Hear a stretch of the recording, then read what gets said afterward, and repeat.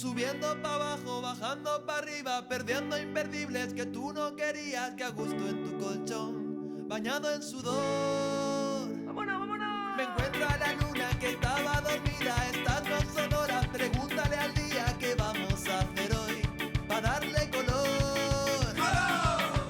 ¡Ey, chipirón! Todos los días sale el sol, chipirón. Todos los días sale el sol, chipirón. Todos los días sale el sol. Assagen entre Avellaners i Llimones, arriben en furgoneta i et reben amb un somriure. El grup tarragoní Bongo Botraco fa 2 anys i mig que va decidir treure l'optimisme que porta dins i plasmar-lo en les seves cançons.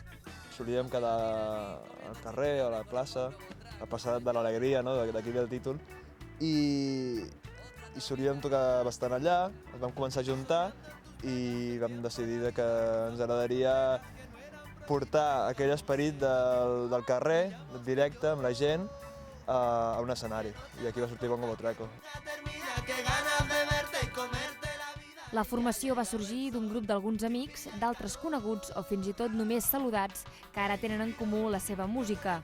Una música enèrgica, festiva i amb un punt de reivindicació.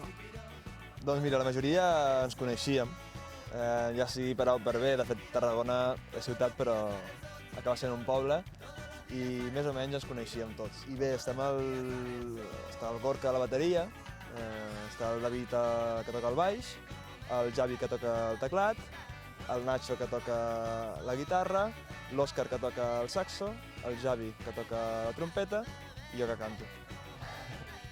Un exemple d'aquest optimisme compulsiu és el seu primer treball discogràfic que han llançat al mercat, amb un èxit rotund.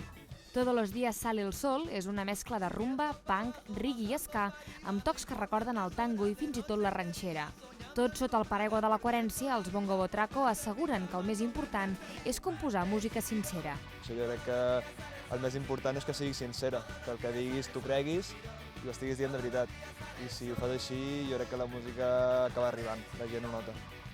Els Bongo Botraco són un clar exemple del boca-orella i de la força imponent d'internet.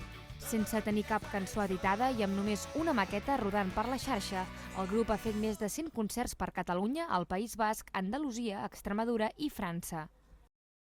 Podran cortar todas las melodías, pero no podran detener la primera. Avui en dia els músics no viuen de vendre discos, de fet discos no se'n venen, encara que estiguis aquí dalt, discos se'n venen pocs i la gent viu del dia a dia, de suar la samarreta, els concerts i de cada dia carretera amunt, carretera avall. Internet és bàsic, o sigui, evidentment, jo crec que és algo lògic. Quan més gent et conegui, més gent vindrà als concerts, més concerts es fan i al final més la música s'estén a tot arreu, no? Més llibertat cultural i musical per la gent. De fet, en aquesta gira, que és la primera que fem una mica més extensa per l'estat espanyol, ens hem trobat en molts llocs on mai havíem anat, on de fet no teníem ni notícies de que ningú ens coneixés i la gent ens cantava les cançons als concerts, que era com... Ostres, impressiona.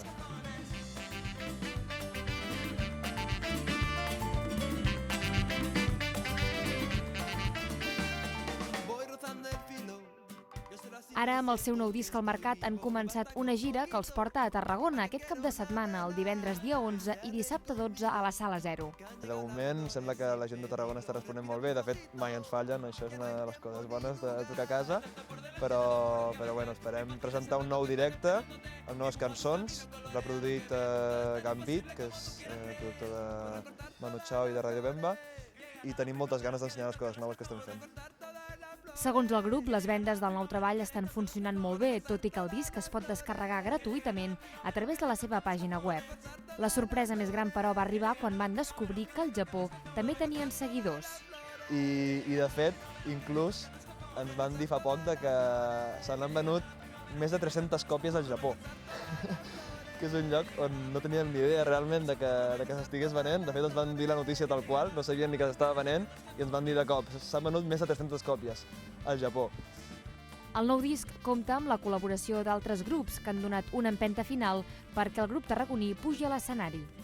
Tenim la sort de que molts bons amics van accedir a col·laborar-ho. De fet, va sortir d'una forma molt natural i tenim La Pegatina, Chasudaka, Color Humano, Costo Rico, tot un seguit de grups de qui som amics, i quan els vam proposar de seguida es van animar i bé, de fet és una de les coses per les quals estic més content, no? De que realment siguin col·laboracions sinceres. La gira de presentació del disc va començar el 5 d'octubre passat a la Sala Apolo de Barcelona i els Bongo Botraco van viatjar per tota la península per tornar a arrencar ara a Tarragona. I vam estar girant doncs, per Catalunya, per Madrid, per Galícia, per Castella-La Manxa i Andalusia i Navarra i Aragó. De fet, vam girar per pràcticament tota la península. Els Bongo Botraco es marquen ara en el mapa de gira ciutats franceses, l'apreciat País Basc i altres indrets que el grup encara no ens pot desvetllar. El que ens van mostrar sense problemes va ser el seu refugi. 4 parets d'un vas de Cambrils. Al costat de l'hort i allunyats de la civilització, els Bongo Botraco composen aquí les seves cançons. Mira, és un lloc que la veritat és que ens agrada molt, perquè estem aïllats de tot, com veieu, estem aquí enmig del camp, però bé, jo crec que és un bon lloc perquè dona prou tranquil·litat com per fer la música de forma relaxada. Jo crec que això ens dona un bon punt. I sempre, doncs, mira, això sempre dona peu a que si tal, doncs es fa un dinar fora, un sopar fora i més relaxats. Estem als afores perquè Aquell dia feia núvol. La força, però, de les seves cançons van fer honor al disc. Corroborem que amb els Bongo Botraco tots els dies surt el sol. Tienes la energía, tienes ganas de empezar, tienes la salida, tienes la oportunidad.